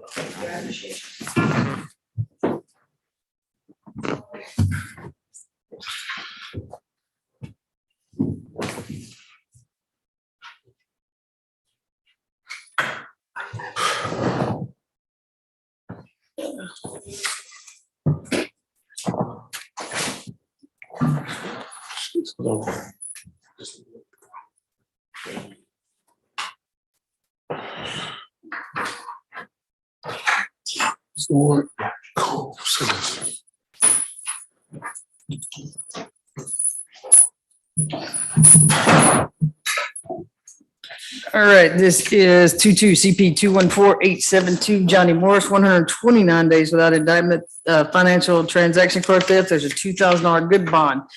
Case number 22 CP 214870 that was 128 days without indictment has been dismissed for warrant of prosecution. That was possession of marijuana, giving false information, possession of Schedule II controlled substance, possession of dangerous drugs, possession of firearm during the attempt to commit certain felonies and drug-related objects. That one was dismissed, sir. Okay, so we're just here on the financial transaction card theft. Officer, if you raise your right hand. Do you swear affirm testimony you're about to give is the truth, whole truth, nothing but the truth? I do. All right, if you state your name, spell it for the court reporter, please. My name is Kajana Walker. K-I-capital J-A-N-A. Last name Walker, W-A-L-K-E-R. All right, go ahead, Mr. McCollum. Officer Walker, where are you currently employed? City of Atlanta Police Department. And when you employed with them on September the 21st, 2022? Yes. And how did you become aware of Johnny David Morris? I was promoted to detective in Large Thief Model Unit. I was assigned a case in which several vehicles were broken into. One of the victims' cars were used in that case, Mr. Nathan Wilson. Can you please spell that for the record? Nathan, that's Nathan, Wilson, West Wilson. And what after you learned that one of the cars was used, what did you learn next, or what did you do next? Mr. Wilson stated that he came out to his vehicle, told the original officer that he came out to his vehicle, discovered that the car was broken into, and that he got a notification from his bank that his card was used. His Delta Sky Miles credit card was used at 7 o'clock that morning at a gas station located at 1388 Joseph B. Boone Boulevard Northwest. What county is that in? That's in Fulton County. And after you learned that his credit card was used, what did you do next? At that time, Large Thief Model Unit was assigned the case, and we went out to retrieve the footage from the pick and play that was located at that address. And did you review the footage? I reviewed the footage along with another detective. We both reviewed the footage. We were able to get still images from the footage of the car break-in as well as the footage from the convenience store. And were the individuals in the footage the same person? Objection, Your Honor. The video recording or still photographs have not been submitted into evidence under the best evidence rule. The rule requires that to prove the contents of a writing, recording, or photograph, the original must be admitted into evidence. Mr. McCauley. Yes, Your Honor. This is hearsay, Your Honor. Hearsay is allowed in pretrial hearings, and the officer is allowed to testify in regards to what is deemed hearsay. And Your Honor, we would argue that an out-of-court statement, a video is not an out-of-court statement, and testimony about what a witness personally observed on a video is not hearsay. We would be having direct testimony about what the officer observed. That's not the issue. The issue is whether this is the best evidence that can be produced. This is not a matter of hearsay. Yes, Your Honor. We still do see it as a matter of hearsay, Your Honor. It is a out of court, and I wasn't allowed to see if it was word stated. He did say a still shot, Your Honor. But this is hearsay, Your Honor, and hearsay is allowed in these proceedings, Your Honor. And also, Your Honor, in regards to the best evidence rule, this rule, we have preliminary hearings and we actually have trials, Your Honor. We have two different sets of burdens in regards to preliminary hearings and in regards to trials, Your Honor. The basis for the best evidence rule, Your Honor, is a basis for a trial actual ruling, Your Honor, and not for a pretrial and not for a preliminary hearing, Your Honor. So the basis in regards to the hearsay rule is specifically for preliminary hearings, and the basis in regards that he is asking for the best evidence rule is based on beyond reasonable doubt and not by a probable cause standard, Your Honor. I ask that since those are two different standards, that this information should be allowed. And Your Honor, the ADA is incorrect on that. In terms of applicability of the rules of evidence, Georgia Code 24-1-2, in criminal commitment or preliminary hearings in any court, the rules of evidence shall apply except that hearsay shall be inadmissible. And it's our position that this is not hearsay. This would be direct testimony about something that the officer saw. The issue is not whether this is coming from another source. The issue is the fact that there is best evidence that exists and that is not being produced and admitted into evidence today. All right, last response. Yes, Your Honor. We will still submit that this is hearsay, Your Honor, and the officer is allowed to go ahead and testify as to what he saw. Oh, allowed in. He's using it as part of his investigative tool. What he used, what he witnessed, what he saw. I'll allow it. Go ahead. And Was the images that you saw from the actual break-in and the images from the actual store the same person? In the video of the break-in, there are two males. One male we were able to match up that was definitely at that scene. The other male was wearing all black. We weren't able to see all of his clothing, but one male had on the same underwear, same pants, same shirt in the video at the break-in that he had at the store. And who was that male? That was an unidentified male. We were never able to confirm his identity. The male was wearing a white shirt, grayish underwear with a white undershirt, and he had a black waistband on top of the underwear. At the store, was he the only one at the store? At the store, no. That unidentified male also had on gray skinny jeans. That unidentified male takes the card, passes the card to another black male who had locks, wearing a black tank top, black skinny jeans, and black sneakers, who also uses a card to make a purchase. And who was that black male? That black male was identified as, via the still images from the video, as Johnny David Morris. And how were you able to identify Mr. Morris? I cross-referenced Mr. Morris's driver license photograph with the still image and confirmed that it was one of the suspects in the video using Mr. Wilson's card. I was also able to identify Mr. Wilson through, we used the city email to put out a lookout for this male to see if we can get identification.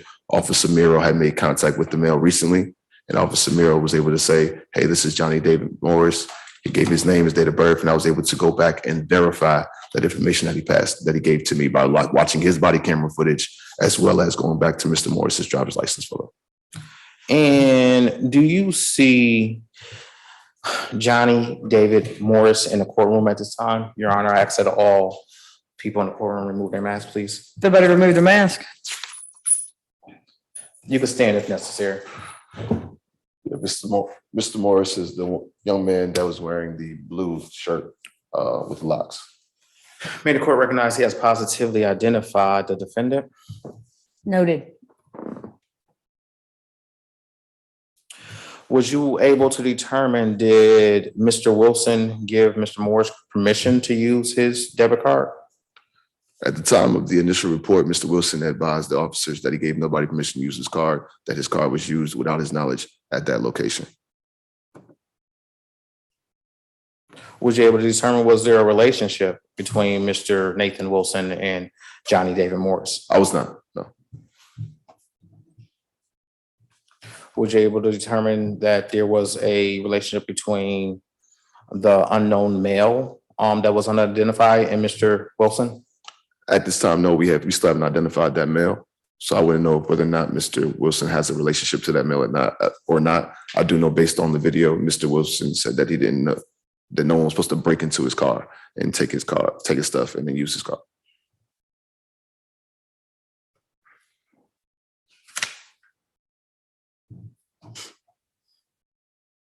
Were you post-certified during this investigation? Yes, I was.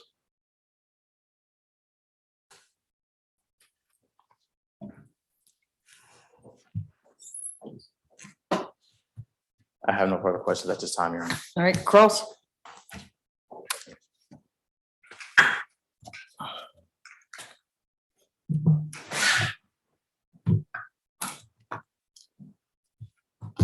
Good afternoon. Good morning, officer. Good morning. Officer, you mentioned that this incident happened September of 2022. Yes. And the incident on the warrant is alleged to have happened between 7 and 7:07 a.m. Yes. When were you first notified of this incident? I would allege that was notified sometime during that day. I don't remember exactly. Was it in the morning? Was it in the afternoon? But it was the same day? It was in the afternoon. I came in to work either that day or the day after. I came into work around 2:00. I worked from 2 to 12. Okay. And at what time did you first access the footage? The footage was first accessed by another detective first and then passed on to me when I got to work. Okay. And when did you review the footage? I reviewed the footage at that moment when he passed it on to me. Okay. And you said that the first thing you saw was a black male use a credit card. Well, the first thing I saw was the car breaking. Correct. So I'm taking you only to this incident because you testified on direct that Mr. Morris was not present at the break-in, correct? That we cannot confirm that he was at the break-in, no. Okay, so I'm only talking about the footage at the pick and play. Yes, so at the pick and play, the first person to have the credit card was not Mr. Morris, no. Okay, so you saw an unidentified black male. Yes. And on the footage, you see him use the credit card? Yes. How did you determine that it was the credit card belonging to Mr. Wilson? Based on the still images, we were able to contact, based on the credit card number, the last 4 of the credit card, the last 5 digits of the credit card, we were able to get footage from the pick and play for that specific transaction using that card. Okay, so matching that up with the timeframes in the video, we were able to determine that Mr. Morris, as well as the unidentified male, were the ones that were in the possession and making purchases at the time in which that card were used. And they were the only ones making purchases at that time in that store. That's how we were able to confirm that this credit card was used at this time, on this date, in this location by these 2 males. Okay, so in the actual footage, let me kind of just take it step by step. You see an unidentified black male approach the cashier at about the time that a purchase was made. Yes. According to the bank records or the credit card records? Yes. Okay, and in the actual footage, can you see the credit card? Yes. And you said that, could you identify the card based only on the footage, not based on the fact that it happened at the same time as these purchases? At this time, I wouldn't be able to say that I saw the card numbers on the card when the card was used. I would have to go back and review the footage again to remember what I saw. Based on my report, I believe that the card that was used in the video was the card that was used that belonged to Mr. Wilson at the time that Mr. Morris and his the other unidentified male were using the card. Okay, and just for clarification and confirmation here, the primary thing that informs that conclusion you made is the fact that on the video, whatever purchase was made took place at the same time that Mr. Wilson's credit card records indicate a purchase was made, correct? No, the primary confirmation of that would be Mr. Wilson gets a notification that his card was used in between around 7:07 that morning, right? We go to the pick and play to do our investigation. We give them the last 4 or last 5 of the credit card that was used. They pull up the purchase. We matched that purchase with the time frame that we were given by the victim. We matched that purchase. We matched the videos up with that purchase. If all that matches together, we're able to confidently say that we have probable cause to believe that Mr. Morris and that male were using Mr. Wilson's card. Okay, that might have been on me. I believe that is what I was asking. So yes, it is based on the fact you did not see the number on the credit card in the footage.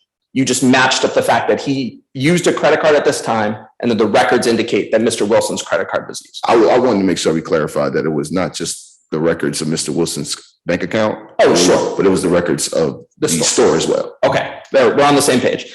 Okay, and then have you actually seen that credit card at all in any context other than the footage? No, I have not. Okay, so you could not testify that a name was written on the credit card? At this time, no. Okay, and you could not testify that the number was written on the credit card? At this time, no. Okay. So in the footage, does this footage have video and audio? No, not that I believe. I don't remember. So when you watched the footage, to your recollection, it was only video? It was only video. Okay, and then so you say that this is the unidentified male who's wearing a white shirt, grayish underwear, a white shirt, white underwear with a black waistband on top. That is the unidentified male, correct? The unidentified male. He had 2 sets of underwear on. Okay, that explains the warrant. That's why there's more than one underwear. Grayish underwear with the white underwear. That white underwear was specific because it had a black band around it. That's the same underwear we're able to identify under the skinny jeans in the video that I'm referencing as far as the car break-in is concerned. Okay, and then after that unidentified male makes his purchase at the cashier, he then passes the credit card to the person you identified as Mr. Morris? Yes. And again, this is only video. You have no audio of this. And again, to your knowledge, Mr. Morris does not, at least there's no video footage of him being present at the original theft. No. Okay. Your Honor, if I may take a moment? Sure.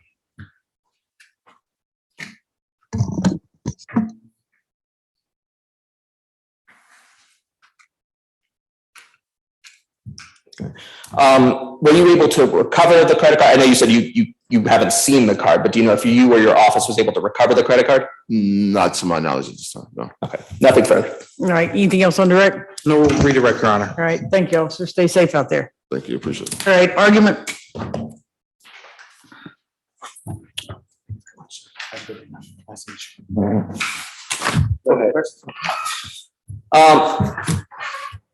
Your Honor, when there is, I can pull up the exact statute here. My assumption is that the state intends to charge Mr. Morris as somebody who received the financial transaction card theft, because the evidence that is produced so far indicates that a different person was the person who either took, obtained, or withheld the financial transaction card theft, and that to their knowledge at this time, Mr. Morris was not involved in the taking. So I believe it would be under the parentheses 2 that Mr. Morris received the financial transaction card theft. There's an essential element of that, is that you can't just receive a transactional card theft, a transaction card, a financial transaction card. The essential element is that the defendant must know that it has been lost, mislaid, or delivered under a mistake. Some of that can be inferred based on, if it's picked up off the ground, if somebody says, hey, I took this credit card and hands it to him, then it can be inferred that he knew that. But what we have here is we have video of an unidentified individual, who is the person who allegedly committed the theft, handing a card to somebody that's been identified as Mr. Morris, and Mr. Morris paying with that card. There's no testimony that this card had a name on it, especially one that belonged to Mr. Nathan Wilson. There wasn't even testimony that the credit card had the number on it. I personally own a credit card that does not have my name or number on it. It is a blank card.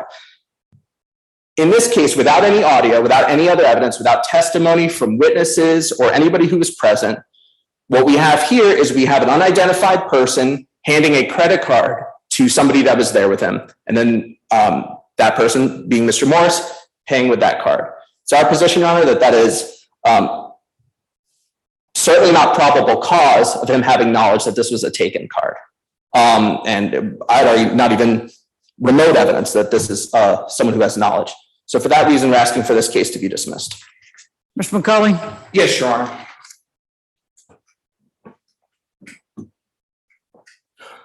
Your Honor, I understand that Mr. Cozzoli probably had the black card that doesn't have any identification information, but that was yes. So that is Mr. Cozzoli and his high income he has as a low-paid public servant. That is not the card I do have, Your Honor.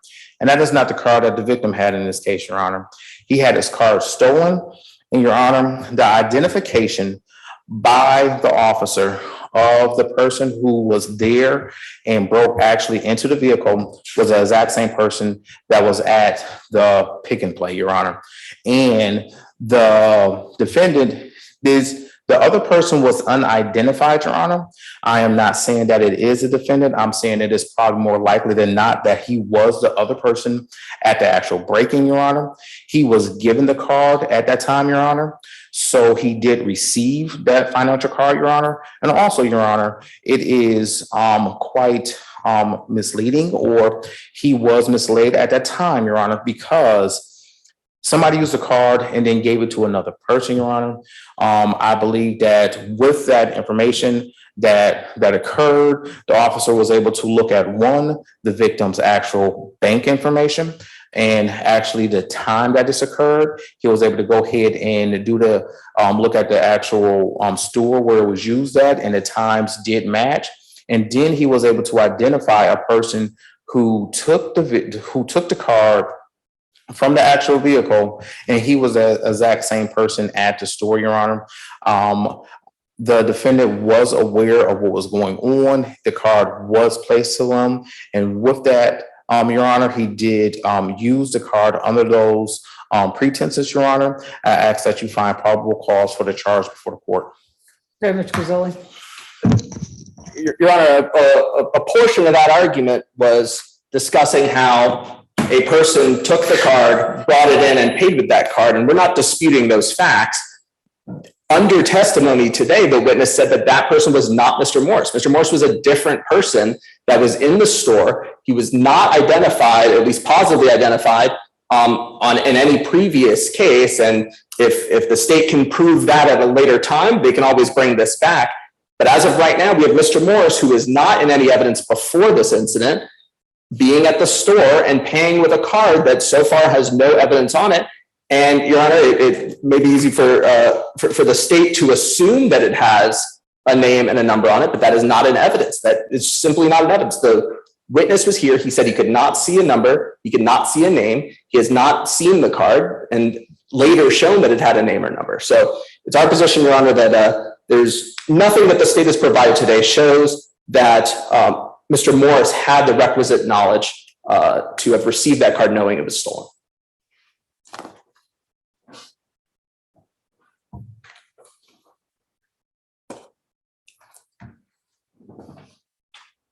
All right. Although barely, I'll go ahead and grab probable cause on financial transaction card theft. It was a $2,000 good bond, 129 days. And it was April, just April the 13th, but let's go ahead and address it. The defendant has 5 cycles beginning in 2013. Last arrest was April of 2022 from Atlanta for possession of Schedule 1 or 2 controlled substance with intent to distribute and possession of a firearm during commission of a felony. Those 2 charges were dismissed April of 21st of this year, 2023. There is an open case for theft by receiving stolen property under 22 SC 180437. Nothing further to add. All right. Go ahead, Mr. Pizzoli. Your Honor, if I may just take one moment. Sure.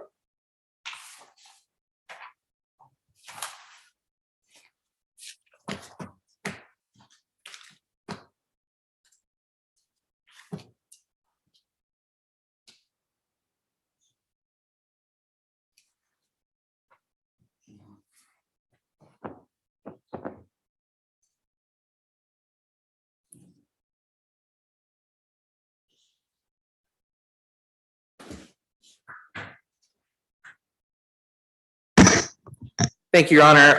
Mr. Morris does have a good address. I believe it's the one listed, 3067 Brook Hollow Drive. He's lived in Atlanta, Georgia his whole life, and he has 2 children, a 2-year-old and a 2-week-old, and they will be residing with him upon release. They are currently with their mother. His bond is currently set at $2,000, Your Honor. We're asking for this to be lowered to a unsecured judicial release. Again, he was being held on other charges initially, and those have all been dismissed for warrant of prosecution, Your Honor. So we just want to get Mr. Morris moving. All right. And I think it's a DeKalb County address, isn't it? Clayton County, okay. All right, no drugs unless prescribed. Oh, sorry, go ahead. Yes. This is the state. I would defer to the court, Your Honor. All right, no drugs unless prescribed, no alcohol, no weapons. The other case was dismissed. I don't think anything else is holding him, right? Your Honor, it does look, I mean, I can't tell off Odyssey when I checked this morning. It looks like he still has a $5,000 bond, but it looks like it was, maybe they came off an older bond. But it looks like it was paid, so I don't see why that would be holding him. That might just be a mistake with Odyssey. All right, no further contact with Nathan Wilson. Stay away from 1388 Joseph E. Boone Boulevard. Stay out of Fulton County unless you're here for court or to see your lawyer. You'll have that ankle monitor paid for by the county. This will be something come back in like 6 months, Mr. Pizzoli. He's 129 days at this. That's, put it back on a motions counter at night, and if he's fine, we'll remove it. Ankle monitor paid for by the Orca project with a 24-hour curfew. Court, lawyer, medical, employment. As long as you supply the name of your employer, proof of employment schedule, and the exact location you're going to be working. Also, are they minor children, like in school? Yes, Your Honor. It's a 2-year-old and a 2-week-old. Okay, so and any basic childcare needs. So if you gotta go grocery store, stuff like that, you just need to let the ankle monitor company know where you're going and Mr. Pizzoli, right? $1,000 good bond. Should be able to make that, right? Your Honor, so the other bond that's holding off is a $5,000 bond. So, and my concern is if he's unable to make that, and that is a real bond, and we're talking about $6,000, it doesn't qualify for the bill project.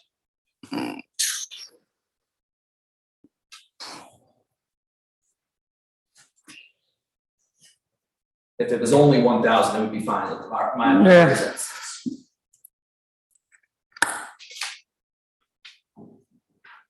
All right, UJR to the jail.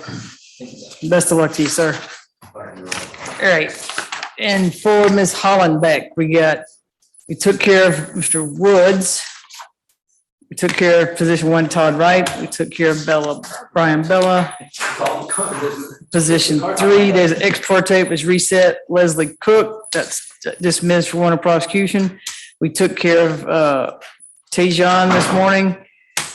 Position 6, that was DWAP. We just handled this one, and we handled position 8. So that should be everything, right, Ms. Hollenbeck? Right. Yes, that's everything. All right, you got one more to put in the queue? Yes, this one that we just did.